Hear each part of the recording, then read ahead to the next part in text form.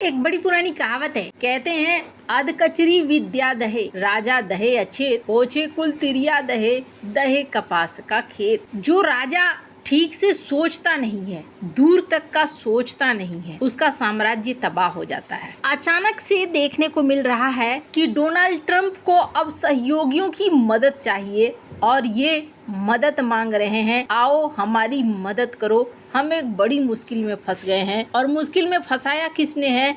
फंसाया है चाइना ने। एक तरफ कुआं, दूसरी तरफ खाई वाली स्थिति ला दी है। और इस बात की भविष्यवाणी डॉक्टर जयशंकर ने हाल ही में की है। जियोपॉलिटिक्स में बहुत कुछ चल रहा है, हमेशा की तरह जानने को मिलेगा बहुत कुछ। आइए जानते हैं इन खबरों को विस्तार से। स्क्रीन पे एक आर्टिकल देखिए, इसमें ऑस्ट्रेलिया के जो स्पाई चीफ हैं, जासूसों के चीफ, जासूसी संस्था के चीफ, इन्होंने क्या कहा है? इन्होंने कहा है कि दुनिया एक ग्रे जोन वॉरफेयर में है, यानी यहाँ पर ग्रुप बन चुके हैं, देश तैयारियां कर रहे हैं और अंदर खाने एक तरीके से एक युद्ध की शुरुआत हो रही है। और इन्होंने इस बात को भी कहा कि एक नया एक्सिस बन चुका है जो दबंग पावर्स का है या फिर डिक्टेटर्स का है। एक बात तो जरूर है कि पूरी दुनिया में इस वक्त उथल पुथल मची हुई है और डोनाल्ड ट्रंप के आने के बाद ना परिस्थितियां ऐसी हो गई हैं कि किसके ऊपर यकीन करें, किसके ऊपर ना करें, ये वाला सीन है। और ये भी देखने को मिल रहा है कि डोनाल्ड ट्रंप ने अनिश्चितता को लगातार बढ़ा दिया है। एक अनिश्चित माहौल बन गया है,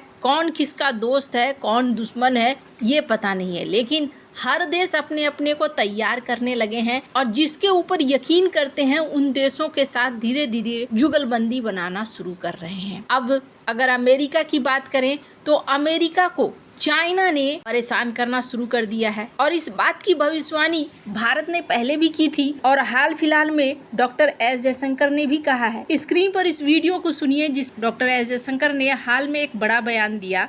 And to the, where the US stands vis-a-vis China. Again, it's very hard to give a sweeping answer. But the fact is that in many areas, clearly the US is going to get a run for its money, which would not have been the case a few decades ago. And these are, I would say, instructive for a country like India, which is, how do you build those deeper strengths, how do you create a workforce, the startup culture, the entrepreneurship, the institutions, really to look at imbibing, absorbing and creating technology.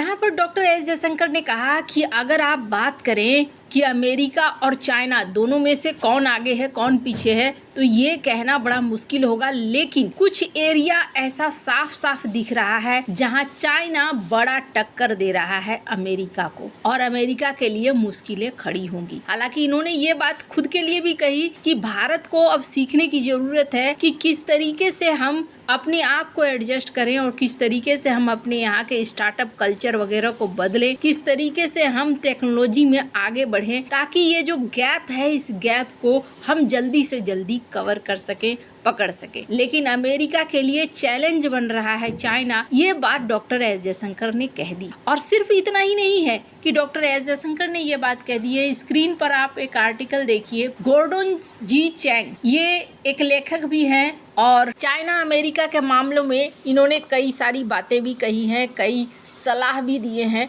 एक famous नाम है। इन्होंने कहा कि कोई मुझे ये बता दे, अपने ट्वीट में इन्होंने इस बात को कहा कि कोई मुझे ये बता दे कि आखिरकार हम व्यापार की बातचीत चाइना से कर क्यों रहे हैं। चाइना जिसने साल 2019 में अमेरिका को अपना दुश्मन देश घोषित कर दिया और हम चाइना के सामानों को खरीदेंगे। अगर हम चाइना के सामानों को खरीदते हैं तो चाइना को हम पैसे दे रहे हैं। अगर हम चाइना को पैसे दे रहे हैं तो कल की डेट में वो हमारे लिए ही मुसीबत बनेगा। इन्होंने कहा कि चीन अपनी सैन्य ताकत बहुत तेजी से बढ़ा रहा है और साल 2024 में चाइना का डिफेंस बजट 7.2% बढ़कर $296 बिलियन हो गया, जो दुनिया में सबसे तेज वृद्धि है और ये अमेरिका के लिए एक चिंता का विषय है। चांग का कहना है कि हमें एक व्यापार डील के लिए चाइना के साथ नहीं जाना चाहिए। हालांकि ये इस बात को कह रहे हैं, ये इनका डर भी देखने को मिल रहा है कि हाँ ये मान रहे हैं कि चाइना इनके लिए समस्या बन रहा है। कई क्षेत्रों में आमना सामना भी होना शुरू हो चुका है। स्क्रीन पर एक आर्टिकल देखिए। यूएस कांग्रेस ने ये कहा है कि चाइना का ताइवान को लेकर गेम प्लान है और हमें यहाँ पर स्टेबिलिटी लाने की जरूरत है इंडो पैसिफिक में, ताकि चाइना को हम रोक सकें। ये यूएस कांग्रेस कह रहा है। लेकिन अभी अमेरिका कहाँ फंसा हुआ है? अगर अमेरिका की बात करें तो अमेरिका धीरे धीरे नेवल पावर में भी पिछड़ता हुआ नजर आ रहा है। चाइना तेजी से अपने नेवल पावर को बढ़ा रहा है और ये अमेरिका के लिए चैलेंज है। ये खुद इसके एनालिस्ट भी इस बात को कह रहे हैं। पर सबसे बड़ी चोट कहाँ दी है चाइना ने अमेरिका को, जिसकी वजह से अमेरिका इस वक्त छटपटाहट वाले मोड में है, और वो चोट है सोयाबीन। सोयाबीन का मामला कितना ज्यादा बढ़ गया है इसका अंदाजा आप ऐसे लगाइए कि जिन किसानों ने डोनाल्ड ट्रंप को वोट दिया था वो किसान अब परेशान हो रहे हैं, और परेशान किसान डोनाल्ड ट्रंप के लिए सिरदर्द बन रहे हैं। डोनाल्ड ट्रंप ने फिलहाल के लिए ये घोषणा कर दी है कि चलो तुम्हारा नुकसान न हो इसलिए हम आपको $20 बिलियन बांट देंगे। लेकिन यहाँ पर जो किसान है, किसानों का कहना है कि चलो एक बार के लिए ये बात हो गई कि 12 से 14 बिलियन डॉलर में खरीदता है चाइना हमारा माल, इस बार इसने 0 खरीदा, $20 बिलियन आप दे देंगे। लेकिन बहुत सारे टैक्स पेयर ये सवाल उठा रहे हैं कि $20 बिलियन कमा कर लाना ये एक अलग चीज है, और आप अमेरिका की जनता के टैक्स के पैसे बांट रहे हैं वो एक अलग चीज है। ये कहीं से भी लॉन्ग टर्म में सूट नहीं करेगा। अब अमेरिका के पास क्या है सीन? हालांकि मैं इनकी नीति देखकर हैरान थी कि ये कैसे तेजी से रंग बदल लेते हैं। इन पर एक ट्वीट देखिए, एनईसी के डायरेक्टर हैसेट क्या कहते हैं। The president has already said that he thinks that the tariff money is going to be useful for helping us find the funds that we need to help farmers. We've had numerous meetings over the last week or two about exactly what we're going to do to help the farmers, but we're taking big measures, and those big measures are going to be public really soon. And yes, so for sure, China has, especially for soybean farmers, has stopped buying U.S. soybeans.